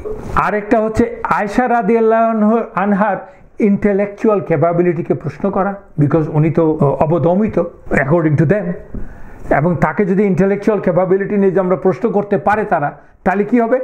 তাহলে উনি যে ওনার কাছ থেকে আমরা প্রায় 2000-এরও বেশি হাদিস পেয়েছি, এবং সেটাকে মিথ্যা প্রমাণিত করা, সেটাকে প্রশ্নবোধক করা, ইসলামের জ্ঞানের চর্চাকে, ইসলামিক মূল্যবোধকে অবমূল্যায়ন করার চেষ্টা, প্রশ্নবিদ্ধ করার চেষ্টা, এগুলি সব সুদূর প্রসারী। আয়েশা রাদিয়াল্লাহু আনহাকে যদি সাবমিসিভ বা অপ্রেসড বলা হয় এবং তাকে এরকম একটা দুর্বল স্ট্রাকচার্ড সোসাইটির নারী হিসেবে, তাও আবার ওই লেভেলের নারী, মুসলমানদের আইডল, তাকে, তাহলে সকল মুসলমান নারীকে তো নির্যাতিত প্রমাণ করা খুব সহজ, এবং ওদেরকে মুক্তি করার পবিত্র দায়িত্ব তো নিতেই হবে আমাদেরকে, তাই না? What is sorry stage. এবং আমরা পুরুষরা ভেরি অ্যাবিউসিভ, নারীরা অ্যাবিউজড, এবং সেজন্য মুসলমান সমাজকে আধুনিক করতে হবে, এবং সেটা তাদের দৃষ্টিতে নারী মুক্তি আন্দোলন করতে হবে তাদের দৃষ্টিতে, এবং সরাসরি অ্যাকচুয়ালি মুসলমানদেরকে they have to bring under the clutches of those evil societies, evil people. আজকে ইন্ডিয়াতে দেখেন কি করছে, পর্দা প্রথার নাম করে, মানে পর্দা প্রথাকে ইয়ে করে ড্যামেজ করার জন্য। আসলে তো আর পর্দা প্রথা ওদের জন্য তো কোনো সমস্যা না, সমস্যা হচ্ছে সাবজুগেট করা, সাবজুগেট করতে হবে, টেস্ট চলছে আর কি, এটা বেশ কলোনিয়াল প্রসেস আর কি, চলছে বেশ কিছুদিন ধরে। কিন্তু আমাদেরও ওই যে বললাম, আমাদেরও আলেম ওলামারা, আমি বলছি না ব্লেম করার কিছু নাই, বুঝে না বুঝে, শুধু বুঝে না বুঝেও না, বুঝেই অনেকে actually tries to be politically correct, দুনিয়ার সাথে তাল মিলাইতে হবে। সেই জন্য এক ধরনের আলেমরা in a sense scholar, highly scholars, তারা খুব বেশি লোক না, অল্প, খুবই অল্প, আর এক ধরনের সেকুলার ইন্টেলেকচুয়ালরাও, এবং অসহায় সাধারণ মানুষ তখন বিব্রত হয় যে এই একটা প্রচেষ্টা নেয় যে আয়েশা রাদিয়াল্লাহু আনহার বয়স বোধ হয় তখন আসলে এত কম ছিল না, এটা প্রমাণ করার চেষ্টা হয়। যেমন উনি স্পষ্ট বলার পরেও যে আমি 6 বছর বয়সে আমার নিকা হয়েছে, 9 বছর বয়সে আমার নিকা কনজুমেট করা হয়েছে, আমি থাকতে শুরু করেছি রাসূলুল্লাহ, 18 বছর বয়সে, আমার 18 বছর বয়সে রাসূলুল্লাহ সাল্লাল্লাহু আলাইহি ওয়াসাল্লাম মারা গেছেন। এবং উনি আবার আরেকটা হাদিসে বলছেন আমি 9 ইয়ার্স রাসূলুল্লাহ সাল্লাল্লাহু আলাইহি ওয়াসাল্লামের সাথে সংসার করেছি। এত কিছু বলা, এবং যুগে যুগে বিখ্যাত মুহাদ্দিসরা, বিখ্যাত মুসলিম স্কলাররা বলছেন, যেমন ইবন হাজার বলছে যে দ্য এজ অফ আয়েশা রাদিয়াল্লাহু আনহা is recorded in the text, সব টেক্সটে, without a difference of opinion, শুরু থেকে। এবং যেমন ইবন কাথির বলছে, ইবন আব্দুল বার বলছে, তো আরও অনেকে যারা ইসলামের সেই আদিযুগ থেকে মানে এই ঘটনা শুরু হওয়ার আগ পর্যন্ত যত আছে সবাই বলছে যে it was an undisputed matter, people never even talked about it, তার এইজ নিয়ে।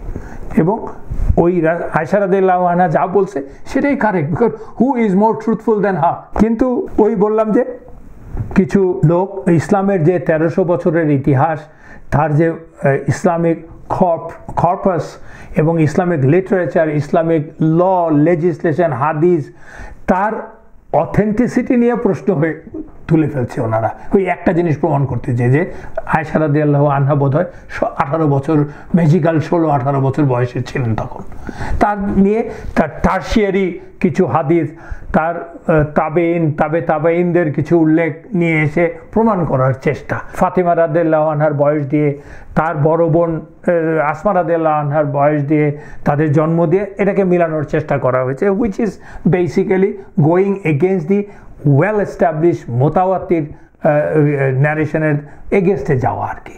এবং তা করতে গেলে দেখা যাবে যে আরও অনেক ইসলামের ইতিহাস, ওই সময়কার বিষয় সব কিছুর প্রশ্নবোধক এবং ওলট পালট করে ফেলছে ওইটাকে ঠিক করতে গেলে, ওনারা যদি ঠিক করতে চান আর কি, হুইচ ইজ এ বেসিক্যালি একটা ডিফিটিস্ট মেন্টালিটি। এর মানে এই না যে আমি রিভিশনিস্টরা সব খারাপ করছে তা না, আপনি অবশ্যই যে দেখতে পারেন যদি সব অথেন্টিসিটি প্রমাণিত হয় রিগোরাস স্টাডির ফলে, যে দোজ স্টেটমেন্ট ক্যান বি, যে কোনো একটা বিষয় can be, you can come up with a different opinion, it's fine, that's the beauty of Islam. সম্ভব, সেটা ওই যোগ্য আলেম, যোগ্য স্কলারদেরই কাজ এবং ইন্ডিপেন্ডেন্ট মাইন্ডসেরই কাজ, সেটা আমার আর আপনার মতো সাধারণ হ্যাজিপেজি লোকের কাজ না।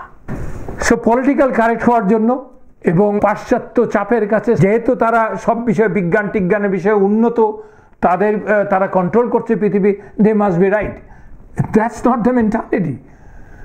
Nobody is right absolutely in every matters. আর আজকাল তো দেখতেই পাচ্ছেন, বাক স্বাধীনতা, ডেমোক্রেসির কথা বলা, গায়ের জোরে অন্যের উপরে বলা, নিজের বেলায় জিরো নেগেটিভ, এত দেখতেই পাচ্ছেন, বর্তমান সময়েই দেখতে পাচ্ছেন, ইউক্রেনের যুদ্ধেই দেখতে পাচ্ছেন। আরেক সাইড ডার্ক করে দিয়ে রাখা হয়েছে। আপনার সেই বিখ্যাত সোশ্যাল মিডিয়া, তারাও বোধহয় ডার্ক করেছে, তারা তো হচ্ছে সকল প্রোগ্রেসিভ সমাজের প্রতিভূ, হোয়াট দে আর ডুইং। আর সব কথা শেষ কথা, আয়েশা রাদিয়াল্লাহু আনহা তো জীবনেও কমপ্লিট করেন নাই তার বয়স, তার বিবাহ বিসংখ্যানে, বরঞ্চ তার উল্টোটা। তো who are you to talk about it? তার মানে এই না যে আমাকে 200 বছর, 300 বছর, 1400 বছর আগের সামাজিক অবস্থাকে এখন প্রতিস্থাপন করতে হবে, not necessarily, no, Islam is not saying that. Anyways, আমরা 10 মিনিটের একটা ব্রেক নেই। বিসমিল্লাহির রহমানির রহিম।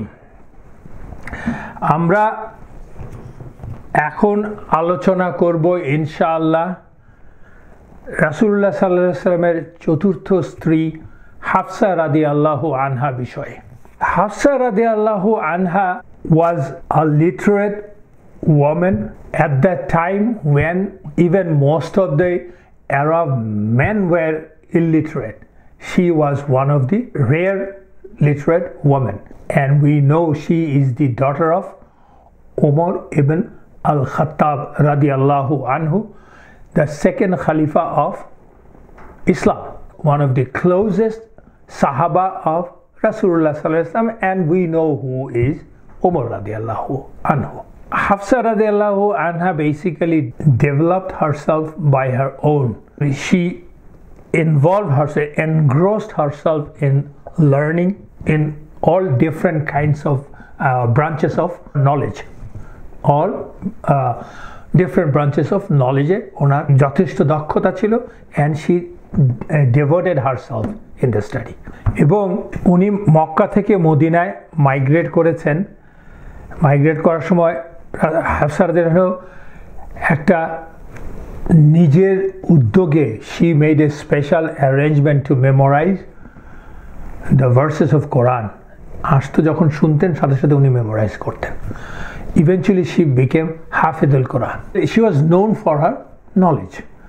She was known for her piety in the society. আমরা শুরু আগেই বলেছি যে হাফসা রাদিয়াল্লাহু আনহা ওমর রাদিয়াল্লাহু আনহুর কন্যা, যিনি জন্মগ্রহণ করেছিলেন রাসূলুল্লাহ সাল্লাল্লাহু আলাইহি ওয়াসাল্লামের নবুয়ত প্রাপ্তির কেউ বলে 3 বছর আগে, কেউ বলে 5 বছর আগে। তার বিখ্যাত ছোট ভাই আব্দুল্লাহ, যাকে আব্দুল্লাহ ইবনে ওমর, যিনি ইবনে ওমর নামেই প্রসিদ্ধ, তার 6 বছরের বড়। রাসূলুল্লাহ সাল্লাল্লাহু আলাইহি ওয়াসাল্লামের সাথে ওনার দ্বিতীয় বিবাহ। ওনার প্রথম বিবাহ হয়েছিল খুনাইস ইবনে হুযাফা ইবনে কাইস আস সাহামি, তার সাথে বিয়ে হয়েছিল ওনার প্রথম বিয়ে। He was a very pious, very religious সাহাবা। ওনারা দুজনে প্রথম মাইগ্রেশন করেছেন আবিসিনিয়াতে। একটা জিনিস মনে রাখতে হবে, প্রথম যে কয়জন 80 জনের মতো মাইগ্রেট করেছিলেন আবিসিনিয়াতে, তার মধ্যে এলিটরাই কিন্তু ছিলেন একটা বড় অংশ। এবং ওমর রাদিয়াল্লাহু আনহুর মেয়ে মাইগ্রেট করেছেন, যে কিনা না করলেও কিন্তু পারত, কারণ সে হচ্ছে ওমরের মেয়ে, কিন্তু উনি করেছিলেন ওনার স্বামীর সাথে। তা ওইটা দিয়ে বলতে চাচ্ছি যে তাদের ডিভোশন, তাদের sincerity to the commandment of Allah and রাসূলুল্লাহ ইজ সো হাই, এটা বোঝার জন্য। এরপরে ওনারা আবার হিজরত করেছেন মদিনাতে। তারা দুটো হিজরত করেছেন, those rare, those elite of the elites যাকে বলতে পারেন আর কি। এবং এই খুনাইস রাদিয়াল্লাহু আনহু he fought in both the great battles Badr and Uhud. ওহুদের যুদ্ধে উনি মারাত্মক আহত হয়েছিলেন, যার থেকে উনি ultimately he died in Medina within very few days. যখন মারা গেলেন হাফসা রাদিয়াল্লাহু আনহা ওয়াজ 18 years old। এবার বুঝে দেখেন যে তখনকার সামাজিক অবস্থাটা। যখন মারা গেছে হাফসা রাদিয়াল্লাহু আনহা ওয়াজ 18 years old। এর আগে ওনারা দুজন মিলে মাইগ্রেট করেছিল আবিসিনিয়াতে। তার মানে মদিনায় আসার 2 বছর পরে হয়েছে উহুদের যুদ্ধ, তখন মারা গেছেন। তার আগে ফার্স্ট মাইগ্রেশন হয়েছে আবিসিনিয়াতে, মদিনায় আসার বছর আগে। মানে আমি বলতে চাচ্ছি কত আর্লি এজে হাফসা রাদিয়াল্লাহু আনহারও বিয়ে হয়েছিল। So that's the norm of the society at that time. এবং ওনার মারা যাওয়ার পরে সঙ্গত কারণে ওমর রাদিয়াল্লাহু আনহু ওয়াজ ভেরি ডিপ্রেসড। এর জন্য he was looking for a husband. এবং উনি প্রথম যাকে অ্যাপ্রোচ করলেন তার মেয়েকে বিবাহ করার জন্য, তিনি হচ্ছেন আবু বকর। আবু বকরের এইজ তখন কত? He is also contemporary of রাসূলুল্লাহ সাল্লাল্লাহু আলাইহি ওয়াসাল্লাম।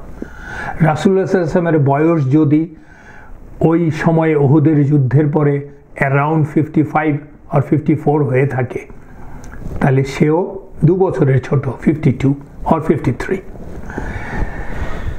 তাকে অ্যাপ্রোচ করেছিল ওমর তার সাথে বিয়ে দেওয়ার জন্য। So that was A norm of the society. এবং আবু বকর তখন কিন্তু already he had at least one wife. So that's the way it is, and they are all noble in the society. They are pious of highest degree, best of the best people. তাদের কথা আমরা বলছি, একটু মনে রাখতে হবে ব্যাপারটা। বাবা তার 18 বছর বয়সের ইয়াং একটি বিধবা, সদ্য বিধবা মেয়েকে বিয়ে দেওয়ার জন্য হিজ ফ্রেন্ড আবু বকর তার কাছে গিয়েছে বিয়ে করানোর দেওয়ার জন্য। আবু বকর শুনলেন, শোনার পরে he didn't give any response, উনি চুপ থাকলেন। এবং ওমর রাদিয়াল্লাহু আনহু এতে খুবই মন খারাপ হলো ওনার। ওমর রাদিয়াল্লাহু আনহু আমরা তো জানি ইতিহাসে, he is a very straight forward person, very smart, one of the most brilliant mind. তো উনি খুব আহত হলেন যে এত ক্লোজ আবু বকর রাদিয়াল্লাহু আনহু, সে কোনো কথাই বলল না, আমি একটা প্রপোজাল দিলাম তাও আবার আমার মেয়েকে নিয়ে। যাক, উনি গেলেন তখন ওসমান রাদিয়াল্লাহু আনহুর কাছে, ওসমান ইবনে আফফান রাদিয়াল্লাহু আনহু, যিনি কিনা ইসলামের তৃতীয় খলিফা, রাসূলুল্লাহ সাল্লাল্লাহু আলাইহি ওয়াসাল্লামের মেয়ে রুকাইয়া রাদিয়াল্লাহু আনহার হাজবেন্ড। কিন্তু তখন আমরা জানি যে উহুদের যুদ্ধের সময় রুকাইয়া রাদিয়াল্লাহু আনহা মারা গিয়েছিলেন, যে জন্য ওসমান রাদিয়াল্লাহু আনহু যুদ্ধে সরাসরি যেয়ে হাজির হতে পারেননি। ওসমান রাদিয়াল্লাহু আনহু সব কিছু শুনে উনি বললেন, উনি ক্ষমা চাইলেন তার কাছে, ওমর রাদিয়াল্লাহু আনহুর কাছে, এবং বললেন, I think I would like to marry at this time, I need more time, আমি এখন বিয়ে করতে চাচ্ছি না।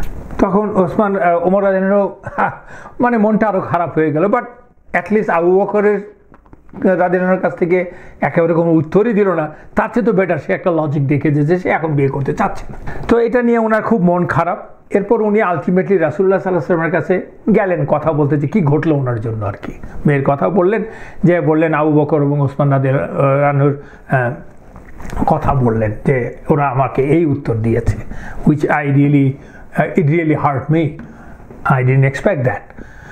ওসমান রাদিয়াল্লাহু আনহু তো খুব, ও তার যুক্তি কথাই বলছে, তার বউ মারা গেছে, সে এখন he is not interested for what ever reason. তো রাসূলুল্লাহ সাল্লাল্লাহু আলাইহি ওয়াসাল্লাম ওর কথা শুনে হাসলেন, একটু হাসলেন, হেসে বললেন, Hafsa will have a husband who is better than Osman, and Osman will get a wife who is better than Hafsa.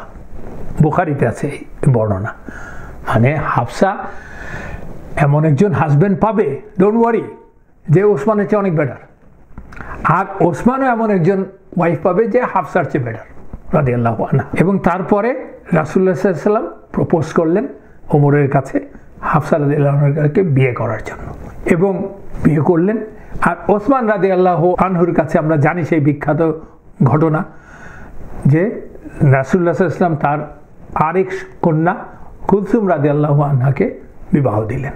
So that's the reason রাসূলুল্লাহ সাল্লাল্লাহু আলাইহি ওয়াসাল্লাম said it, and which is true. Omar রাদিয়াল্লাহু আনহু তো মহা খুশি, মানে তার মেয়ের জামাই হিসেবে প্রফেট অফ আল্লাহ, আল্লাহর নবী, who is better than him, nobody. So বাবা হিসাবে হি ইজ হ্যাপি, আলহামদুলিল্লাহ, and he told everybody. Abu Bakr রাদিয়াল্লাহু আনহু যখন পরবর্তীতে দেখা হয়েছে ওমর রাদিয়াল্লাহু আনহুর সাথে, ওমর রাদিয়াল্লাহু আনহু বললেন যে আমি আপনার উপর বা তোমার উপর আরবিকে তো এরকম আপনি আর তুমি নাই, তো তোমার উপর আমি খুব নাখোশ। ওসমান তো তাও একটা প্রশ্নের উত্তর দিয়েছে, তুমি আমাকে কোনো উত্তরই দিলে, you neglected me, I was really depressed. তখন আবু বকর রাদিয়াল্লাহু আনহু তাকে প্রথমে কংগ্রেচুলেট করলেন, করে অ্যাপোলজি চাইলেন, চেয়ে বললেন আমার উপর তুমি রাগ করো না ওমর। রাসূলুল্লাহ সাল্লাল্লাহু আলাইহি ওয়াসাল্লাম মেনশন হাফসা বিফোর, আমি রাসূলুল্লাহ সাল্লাল্লাহু আলাইহি ওয়াসাল্লামকে হাফসার নাম উল্লেখ করতে শুনেছি, এবং এটা রাসূলুল্লাহ সাল্লাল্লাহু আলাইহি ওয়াসাল্লাম যেহেতু কাউকে আর বলেননি, সেহেতু I didn't want to disclose his secret to you, but I don't know exactly what's going on, but আমি বুঝেছি, কিন্তু আন্দাজ করেছি, কিন্তু আমি সেই সিক্রেট তোমার কাছে ভাঙতে চাইনি। এবং সে বলছেন, ওয়াল্লাহি যদি তাকে তোমার মেয়েকে রাসূলুল্লাহ সাল্লাল্লাহু আলাইহি ওয়াসাল্লাম বিয়ে না করতেন, তাহলে আমি তোমার মেয়েকে বিয়ে করতাম। This people are so honest, so straightforward, pure heart. That's the reason Allah gave the responsibility on their shoulder. So people of Medina তো এটাকে সেলিব্রেট করলো যে ওমরের সন্তানের সাথে, মেয়ের সাথে, ওমর রাদিয়াল্লাহু আনহুর মেয়ের সাথে রাসূলুল্লাহ সাল্লাল্লাহু আলাইহি ওয়াসাল্লামের বিবাহ। People basically celebrated that in their own way. এবং সেই বিয়েটা হয়েছে 3য় হিজরির শাবান মাসে। এবং তখন কিন্তু রাসূলুল্লাহ সাল্লাল্লাহু আলাইহি ওয়াসাল্লামের ঘরে কে কে আছে স্ত্রী হিসেবে? সাউদা রাদিয়াল্লাহু আনহা এবং আয়েশা রাদিয়াল্লাহু আনহা। সাউদা রাদিয়াল্লাহু আনহা was she's an elderly lady, of course almost the age of Rasulullah sallallahu alaihi wasallam. She was happy, but Aisha radiallahu anha was little bit jealous because of the age.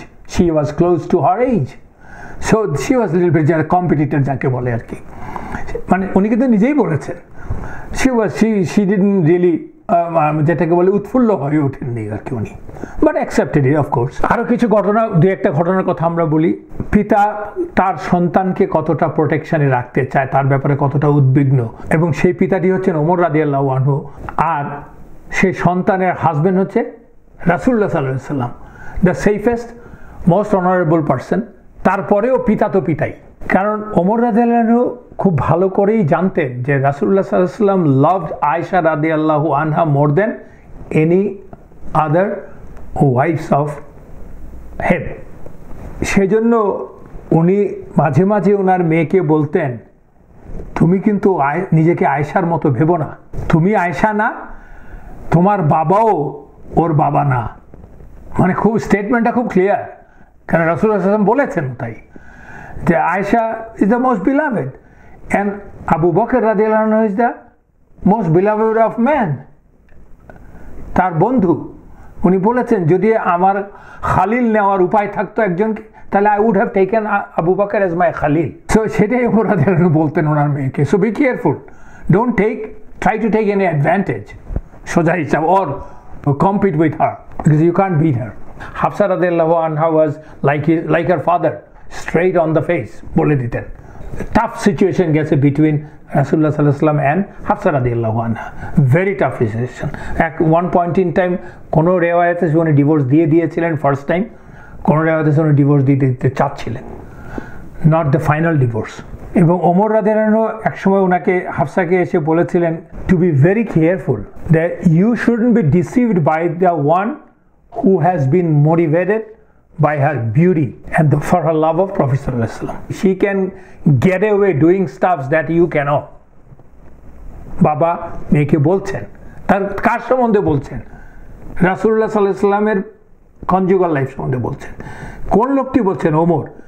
যেই ওমরকে আমরা সবাই জানি একদিন এসে যেন বলল ইয়া রাসূলুল্লাহ সাল্লাল্লাহু আলাইহি ওয়াসাল্লাম, I love you most after me. রাসূলুল্লাহ সাল্লাল্লাহু আলাইহি ওয়াসাল্লাম, ইয়া ওমর, তোমার ঈমান পোক্ত হবে না যতক্ষণ পর্যন্ত তুমি আল্লাহ এবং আল্লাহ রসুলকে তোমার সব কিছুতে এমনকি তোমার চেয়েও বেশি ভালোবাসো। তখন কয়েকদিন পরে এসে ওমর তো আর ভুল বলবে না, রাসূলুল্লাহকে বলার জন্য বলবে না। He made up his mind and came and told him, ইয়া রাসূলুল্লাহ সাল্লাল্লাহু আলাইহি ওয়াসাল্লাম, I love Allah and you more than anybody else and more than me. তখন রাসূলুল্লাহ সাল্লাল্লাহু আলাইহি ওয়াসাল্লাম, ইয়োর ইমান is now at that place. সেই পিতাই কিন্তু বলছেন, এটা হচ্ছে যে হিউম্যান নেচার, কিছু হিউম্যান মানুষের অন্তরের উপরে মানুষের কন্ট্রোল খুব একটা নাই। মানে আমরা দোয়া পড়ি না, ইয়া মুকাল্লিবাল কুলুব সাব্বিত কলবি আলা দীনিক, Allah is the turner of the heart, so please form my heart on your দীন। কিন্তু যখন রাসূলুল্লাহ সাল্লাল্লাহু আলাইহি ওয়াসাল্লাম আরও বিয়ে করলেন, তখন ইতিমধ্যে আয়েশা রাদিয়াল্লাহু আনহা এবং হাফসা রাদিয়াল্লাহু আনহার মধ্যে বন্ধুত্ব অনেক গভীর হয়ে যায়। কেন মানে ওনারা তো বুঝতে পারছেন, যদিও এক ধরনের টানাপোড়েন তো থাকেই, wife nobody wants to share the husband, right? কিন্তু ওনারা বুঝতে পেরেছেন that's the hikmah of Allah that Rasulullah sallallahu alaihi wasallam will have more wives. So ওনারা বুঝতে পেরেছেন। So তখন আয়েশা এবং হাফসা রাদিয়াল্লাহু আনহা became close friends because তারা বয়সেও কাছাকাছি amongst the wives. আমরা একটি বর্ণনার কথা বলি যেটা ইমাম বুখারী রাহিমাহুল্লাহ বর্ণনা করেছেন, তাহলে আপনারা কিছুটা বুঝতে পারবেন। আয়েশা নিজেই ন্যারেট করছেন, আয়েশা রাদিয়াল্লাহু আনহা নিজেই বলছেন। উনি বলছেন সে বিখ্যাত হাদিস যেটা নিয়েই সূরাতুত তাহরিমের আয়াত আল্লাহ নাজিল করেছেন ইভেন্চুয়ালি, সেটা আমরা পড়ছি আর কি।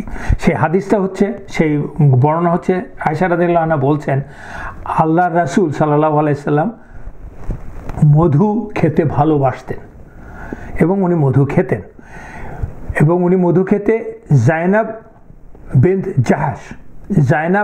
জাহাশ ওনার আরেক স্ত্রী, তার ঘরে যে মধু খেতেন, she use to bring special honey. এবং এটা এমন একটা পর্যায়ে গেছে জাইনাবের সাথে এটা নিয়ে এক ধরনের, আমি হিংসা বলবো না, আবার বলা যায়ও, তাই না, প্রতিযোগিতা আপনি বলতে পারেন।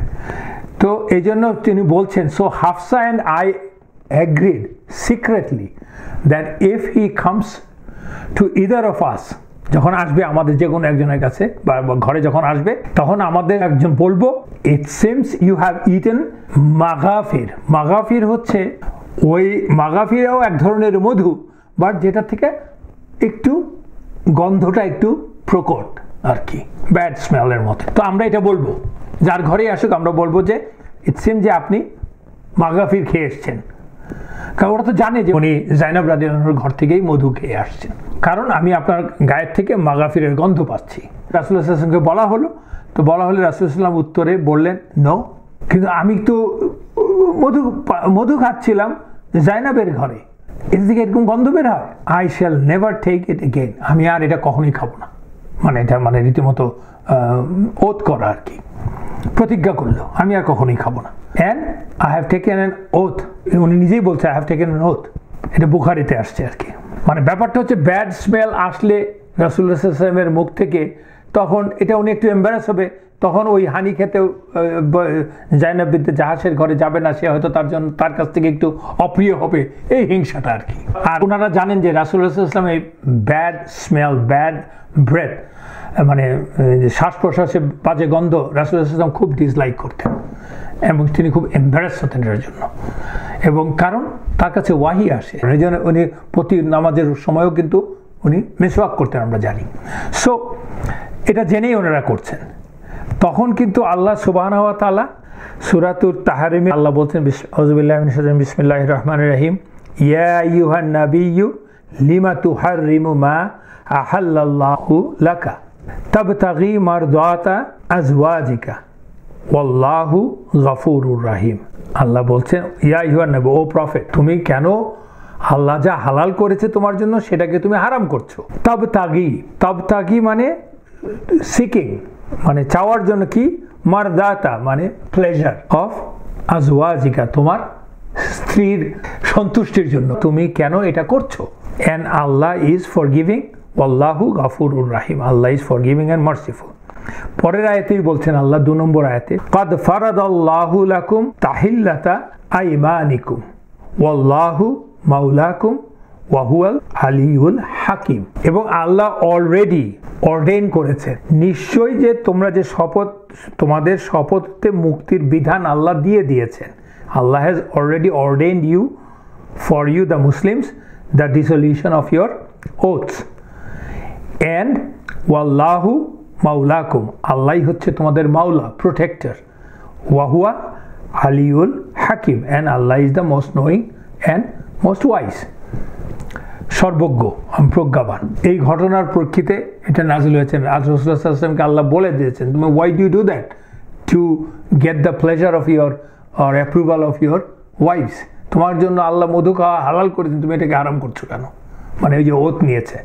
হাফসা রাদিয়াল্লাহু আনহা স্ট্রেইট কথা রাসূলুল্লাহ সাল্লাল্লাহু আলাইহি ওয়াসাল্লামের মুখের উপর বলে দিতে উনি খুব একটা কার্পণ্য করতেন না, বলে দিতেন আর কি, যেটা কিনে উনি মনে করতেন right, not necessarily as a disobedient to রাসূলুল্লাহ সাল্লাল্লাহু আলাইহি ওয়াসাল্লাম, তা না, মানে রাইট কথাটা বলে দেওয়া আর কি, উনি যেটাকে রাইট ভাবতেন, যেটা করে টক ব্যাক আর কি। এই প্রেক্ষিতে ইমাম বুখারীতে বর্ণনা আছে, একদিন ওমর রাদিয়াল্লাহু আনহু হাফসা রাদিয়াল্লাহু আনহার কাছে এসে বললেন যে আমি শুনেছি তুমি রাসূলুল্লাহ সাল্লাল্লাহু আলাইহি ওয়াসাল্লামের মুখের উপরে কথা বলো বা কথার পিঠে কথা বলেছ, as if you are in a equal footing with him সাল্লাল্লাহু আলাইহি ওয়াসাল্লাম, অ্যাজ ইফ তুমি তো আর সমান, এমনভাবে কথা বলো তুমি, আমি শুনেছি। ইজ ইট ট্রু, এটা কি সত্যি? হাফসা রাদিয়াল্লাহু আনহা বলছেন, অফকোর্স আই ডু দ্যাট, হ্যাঁ আমি তাই করি। তখন ওমর রাদিয়াল্লাহু আনহু তার মেয়েকে বলছেন, oh my daughter, I warn you of Allah's punishment. ওই যে আপনাদেরকে গত ক্লাসে বলেছি, আল্লাহ বলেছে যে নবীর ওপরে কথা বলবে না, তাহলে তোমার সব ইবাদত ধ্বংস হয়ে যাবে। তো উনি তো জানেন সেটা, দ্য ফাদার, সবাই জানে। উনি বলছেন, please my daughter, don't say that, I warn you from the punishment of Allah. Do not compete with Aisha, who is proud of her beauty due to the Prophet's love for her. বাবাও জানে, আমরা তো আগের ক্লাসে বলছি মদিনার সাহাবারা জানেন সেটা। দেখেন হাফসা রাদিয়াল্লাহু আনহা আয়েশা রাদিয়াল্লাহু আনহার মতোই, শি ইজ নলেজেবল। উনি রাসূলুল্লাহ সাল্লাল্লাহু আলাইহি ওয়াসাল্লামের সাথে ফিকি বিষয় নিয়ে কথা বলতেন, এক্সচেঞ্জ হতো, মানে অফকোর্স জানার জন্য, বলার জন্য ওনার মতামত দিতেন। যেমন একদিন রাসূলুল্লাহ সাল্লাল্লাহু আলাইহি ওয়াসাল্লাম বলছেন, the companions of Badr and Hudaibiya will not enter in hell, মানে যারা বদরে অংশগ্রহণ করছে এবং হুদাইবিয়ার সন্ধির সময় অংশগ্রহণ করেছে তারা দোজখে যাবে না। এটা শুনে হাফসা রাদিয়াল্লাহু আনহা বললেন, খুব দ্রুতই বলে ফেললেন, ইয়া রাসূলুল্লাহ, Allah says that everyone of you will pass over the hell, নরকের উপর দিয়ে, জাহান্নামের উপর দিয়ে তোমরা সবাই পাস করবে, হুইচ ইজ ট্রু। কিন্তু সাথে সাথে রাসূলুল্লাহ সাল্লাল্লাহু আলাইহি ওয়াসাল্লাম বলছেন, তাকে বলছেন yes, but Allah also says then we মানে আল্লাহ বলছেন নিজেকে, then we will save those who feared Allah and leave the wrongdoers on their knees. এই কথাটা আল্লাহ ৭২ নম্বর আয়াতে বলছেন। তাই আমরা পুরো ব্যাপারটা বোঝার জন্য ৭০, ৭১, ৭২ তিনটা আয়াত অর্থটা জানি। সুম্মা লানাহনু আ'লামু বিল্লাযীনা হুম আওলা বিহা সিলিয়া, অর্থাৎ surely we who are most knowing, Allah নিজেকে বলছেন, of those most worthy of burning therein, মানে ইন দ্য হেল, কারা জাহান্নামে মানে পূর্বে তাদের সম্বন্ধে আমি সবচেয়ে ভালো জানি, হুইচ ইজ দ্য স্টেটমেন্ট, একটা ঘটনার প্রেক্ষিতে।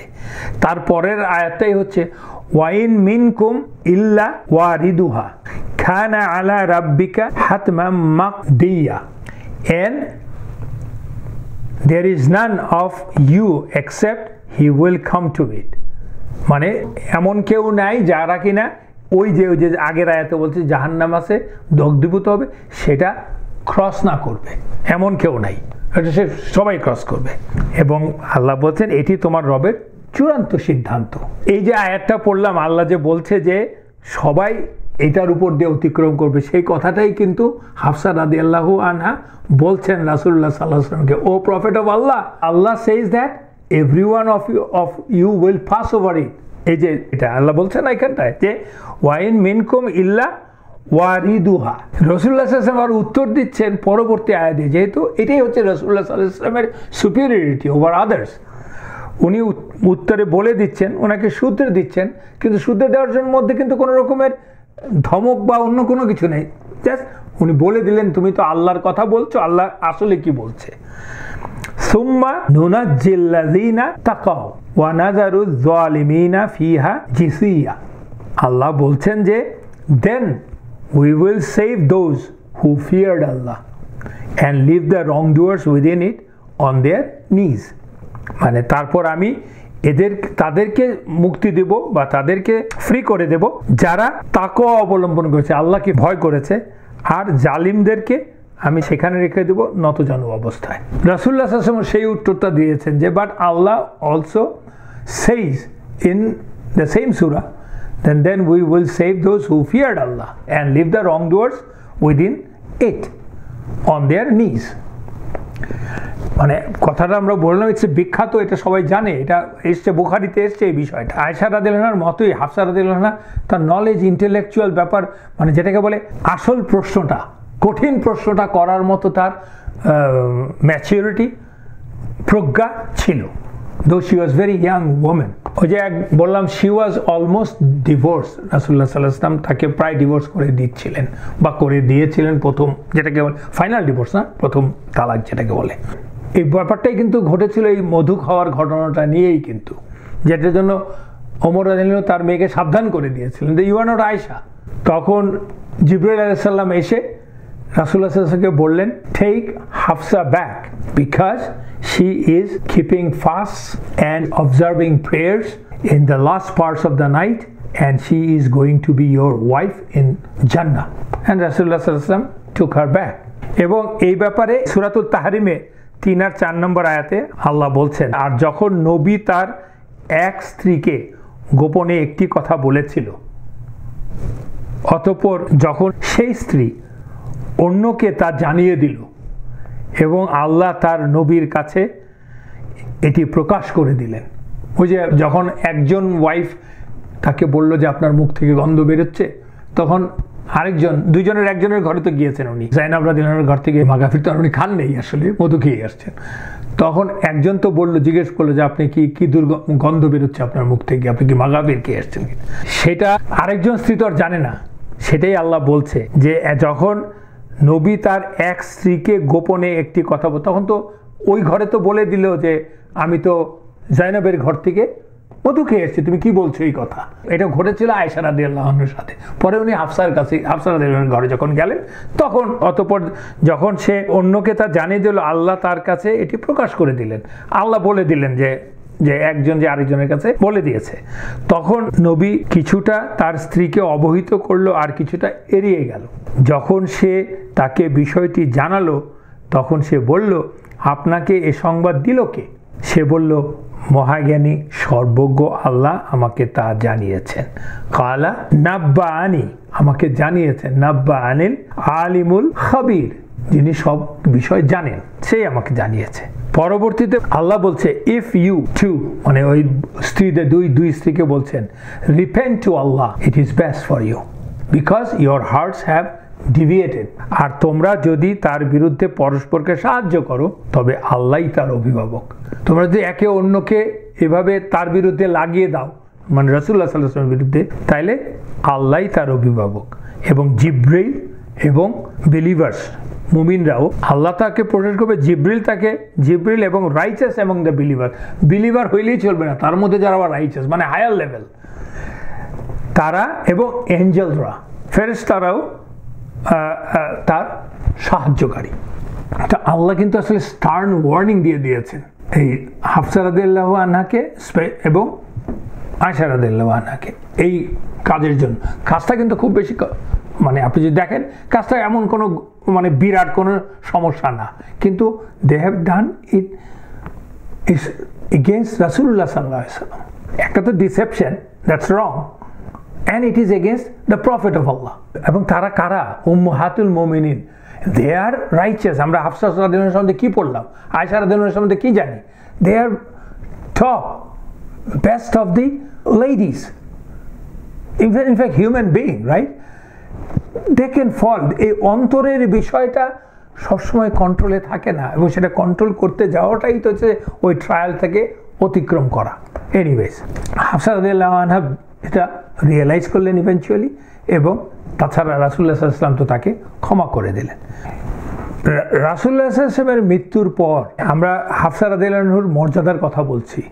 ওমর রাদিয়াল্লাহু আনহু যে কেউ লোক না, একদিন শুনতে পেলেন যে একজন সাহাবী, একজন মুসলিমা একটা কবিতা পড়ছে। কবিতাটার বিষয় হচ্ছে তার হাজবেন্ড সম্বন্ধে, যে কিনা জিহাদে গেছে অন্য কোনো দেশে। ওমর রাদিয়াল্লাহু আনহুর সময় তো ইসলাম স্প্রেড করতেছে খুব দ্রুত। তার অনুপস্থিতি, তার বিরহে সে নিজে কবিতা আওড়াচ্ছে আর কি, কবিতা বলছে আর কি। সেটা ওমর রাদিয়াল্লাহু আনহু শুনলেন, এবং সেটা ছিল খুব দুঃখের কবিতা। উনি খুব ডিস্টার্ব হলেন, মানসিকভাবে ডিস্টার্ব হয়ে হাফসা রাদিয়াল্লাহু আনহাকে, নিজের মেয়েকে জিজ্ঞেস করছেন, একজন মহিলা কতদিন পর্যন্ত অ্যাট এ স্ট্রেচ তার স্বামী ছাড়া থাকতে পারে? হাফসা রাদিয়াল্লাহু আনহা সরাসরি বললেন 6 months ইজ দ্য লিমিট। তখন ওমর রাদিয়াল্লাহু আনহু অ্যাজ এ খলিফা নির্দেশ জারি করলেন যে তাদের কমান্ডারদেরকে, যখন যুদ্ধের যত কমান্ডার্স আছে তাদেরকে বলে দিলেন, কোনো সোলজারকে 6 মাসের বেশি তুমি রাখতে পারবা না কোনো এক্সপেডিশনে। তার থেকেই এইটা নিলেন তার বাবা, এবং সেই অনুযায়ী সে ডিক্রি নাজিল করলেন। এবং আমরা জানি যে রাসূলুল্লাহ সাল্লাল্লাহু আলাইহি ওয়াসাল্লামের মৃত্যুর পর আবু বকর রাদিয়াল্লাহু আনহু সময় প্রথম কোরআনের বেসিক কম্পাইলেশন হয়েছিল, এবং যেটা কিনা হাফসা রাদিয়াল্লাহু আনহার কাছে রেখে দেওয়া হয়েছিল। তাকেই আবু বকর রাদিয়াল্লাহু আনহু সিলেক্ট করলেন এবং তার ঘরে রেখে দিলেন, because of her knowledge of Quran, sincerity, integrity, তার লেভেল অফ পাইটি তার কাছে রাখলেন। যখন কিনা final compilation of the Quran হলো ওসমান রাদিয়াল্লাহু আনহুর সময়, তখন ওসমান রাদিয়াল্লাহু আনহু ওই কপিটাই হাফসা রাদিয়াল্লাহু আনহার কাছ থেকে নিলেন, কিন্তু হাফসা রাদিয়াল্লাহু আনহা একটা কন্ডিশন দিলেন যে আপনার এটাকে যা করেন করার পরে যেটা পরে কপি বানাবেন, পরে আমার অরিজিনাল কপি আমার কাছে ফেরত দিয়ে দেবেন। সেই অরিজিনাল কপি কিন্তু এমন না যে আজকে আপনার বই আকারে আছে তা না, নানানভাবে লেখা আছে আর কি সেই কপি। তো সেটা উনি সংরক্ষণ করেছেন এবং ওসমান রাদিয়াল্লাহু আনহু তাই করলেন। বিখ্যাত কম্পাইলেশন বোর্ড আছে করে সেটা ওনাকে অরিজিনালটা ফেরত দিয়ে দিলেন, ওনার কপিটা হাফসা রাদিয়াল্লাহু আনহার কাছে। অ্যান্ড ওইটা ছিল ওসমান রাদিয়াল্লাহু আনহুটা ছিল স্ট্যান্ডার্ড কপি। আমরা জানি যে স্ট্যান্ডার্ড কপি উনি সব প্রভিন্সে পাঠিয়ে দিলেন, কেউ বলে 6 কপি 7 কপি করা হয়েছিল। আর বাকি যত কপি ছিল সব ডিস্ট্রয় করে দিলেন ওসমান রাদিয়াল্লাহু আনহু, কিন্তু এই হাফসা রাদিয়াল্লাহু আনহু ওই কপিটা ছাড়া। এরপরে only after the death of Hafsa radhiyallahu anhu that copy was discovered and destroyed. পরে সবাই খুঁজে দেখলো ওনার মৃত্যুর পরে নিয়ে এটা ডিস্ট্রয় করলো ওই কপিটা। উনি কিন্তু মারা গেছেন আরো অনেক পরে, মুয়াবিয়া ইবনে আবু সুফিয়ানের সময়। ওনার কাছ থেকে আমরা 60 হাদিস পাই, যার মধ্যে মুতাওয়াত্তির হাদিস হচ্ছে 4টা আর 6টা হচ্ছে ইমাম মুসলিমে, আর বাকিগুলো অন্যান্য হাদিস গ্রন্থে। এবং এই মহিয়সী নারী আমাদের মা উম্মাহাতুল মুমিনিন, রাসূলুল্লাহ সাল্লাল্লাহু আলাইহি ওয়াসাল্লামের সাথে সংসার করেছেন 8 বছর এবং তারপরে আরও উনি প্রায় 34-35 বছর বেঁচে ছিলেন। উনি ইসলামের গ্লোরি দেখেছেন ওনার বাবার আমলে, আবার ইসলামের ক্রাইসিস দেখেছেন ওসমান রাদিয়াল্লাহু আনহুর শহীদ হওয়ার সময়, উনি দুটোই দেখেছেন। এবং she died in the 47th hijra at the age of 63, Muawiya ibn Abu সুফিয়ানের সময়। এই হচ্ছে সংক্ষিপ্ত বর্ণনা হাফসা রাদিয়াল্লাহু আনহার জীবনের। তো আপনাদের যদি কোনো প্রশ্ন থাকে প্লিজ গো অ্যাহেড। কাউকে যদি 4 লাইনে কিছু বলতে হয় যে কেন নবীজি এত অল্প বয়সে বিয়ে করছেন, মাত্র ওদেরকে তো 4-5 লাইনে বলতে হবে, তাহলে কি বলবো বলেন? তারপরে যারা ইন্টারেস্ট হয় তারপরে তো প্রথম কথা হচ্ছে অ্যাটিটিউডটা বদলাইতে হবে। প্রথম কথা, why do I have to defend that রাসূলুল্লাহ সাল্লাল্লাহু আলাইহি ওয়াসাল্লাম কেন তাকে অল্প বয়সে বিয়ে করছেন? আমার ডিফেন্ড করার দরকার নেই, কারণ you can't change the mind of people, mindset, and that's not of your business also. যদি না কেউ থ্রেড বিয়ার ডিসকাশন না করতে চায়, কারণ সব কিছুরই একটা লাইন, চাইল্ড লাইনে বা হোয়াট এভার 1 মিনিটে উত্তর দেওয়াই কনভিন্সিং হবে, and that's not true. 1 number, এবং সেটার প্রয়োজনীয়তা কি? মানে do I have to defend my prophet why he got married to girl of 9 years? No. 1 number no. আমরা তো এতদিন আলোচনা করলাম, তুমি তো আলোচনা শুনেছো, এটা তো এখনো হচ্ছে। You people are going for sex unwanted at that age or at the age of 10 or 11 or 12 in this society. Do I have to tell them? They will not understand it. এটা আমার দরকার নেই বলার, কিন্তু কাউকে বলতে হলে তাকে কিন্তু সময় নিয়েই বলতে হবে। এটা আমার opinion, don't take it as a মানে খুব স্মার্ট ওপিনিয়ন, আমার তা না। আমি অনেকজনকে খালি কয়েক লাইনেই বলি, তুমি যদি ওনাকে প্রফেট হিসাবে চিন্তা করো, হ্যাঁ, যে হ্যাঁ উনিও একজন প্রফেট এবং আমার মুসলিমদের লিডার, তাহলে চিন্তা করো ওনার কিন্তু ওই বিয়েটা, অল্প বয়সের যে বিয়েটা তোমরা যেটা মনে করতেছো, এটা কিন্তু ওর মাধ্যমে কিন্তু ইসলাম সবচেয়ে বেশি স্প্রেড হয়েছে। It doesn't matter to them. No no no, মারুফ, এটা কিন্তু ইট ডাজন্ট ম্যাটার। মনে করো আরো এর চেয়ে কঠিন, আরো ব্লান্ট উত্তর আছে। উত্তরটা হচ্ছে সিম্পল। রাসূলুল্লাহ সাল্লাল্লাহু আলাইহি ওয়াসাল্লাম when he was at his prime, he was 25 years old, he got married to a woman who is old actually, who is 40, who is 40, and they lived 25 years together. When she died she was 65. বয়সের মানে সময়ের একটা দ্বিমত আছে, but মশহুর মতামতটাই বললাম। 65 and he was in his prime, and then he got married to a woman who is of his age, and যে perspective থেকে ওরা বলছে সেটা হচ্ছে মানে আউযুবিল্লাহ ব্যাড থিং। আর ওই সমাজে যেখানে কিনা 4টা বিয়ে দিয়ে না, যেখানে কিনা একাধিক বিয়ে না, শুধু একাধিক রমণীত মানুষের জীবনে থাকাটা ওই সমাজে ছিল, ওইটাই স্বাভাবিক সমাজ। হ্যাঁ, সেখানটায় উনি ওটা তো চিন্তাও করেন না, উনি একজন বৃদ্ধা মহিলাকে প্রায় নিয়ে সংসার করেছেন, 65 ইয়ার্স ওল্ড বা 60 ইয়ার্স ওল্ড ম্যান আর ওল্ড, এবং টেন্ডার এজটাই তিনি কাটিয়েছেন তার সাথে। তো এরপরে তাকে নিয়ে আর বিতর্ক করার আসে না, কিন্তু কথাটা তো সেটা না, কথা হচ্ছে বিতর্ক তো ওই কারণে না, বিতর্ক তো আমি এতক্ষণ তোমাকে সব বললাম, আসল কারণ তো অন্য জায়গায়। You have to go to the deep হচ্ছে যে to subjugate Muslims, to undermine Islam, এটা হচ্ছে আসল। এনিওয়েজ, না, গুড পয়েন্ট তোমার। তো আর কারো কোনো প্রশ্ন থাকলে বলেন। তো ঠিক আছে, আমরা শেষ করি তাহলে। ওয়ালাইকুম সালাম। সুবহানাক আল্লাহুম্মা ওয়া বিহামদিক আশহাদু আল্লা ইলাহা ইল্লা আনতা আস্তাগফিরুকা ওয়া আতুবু ইলাইক। আসসালামু আলাইকুম ওয়া রাহমাতুল্লাহি ওয়া বারাকাতুহু।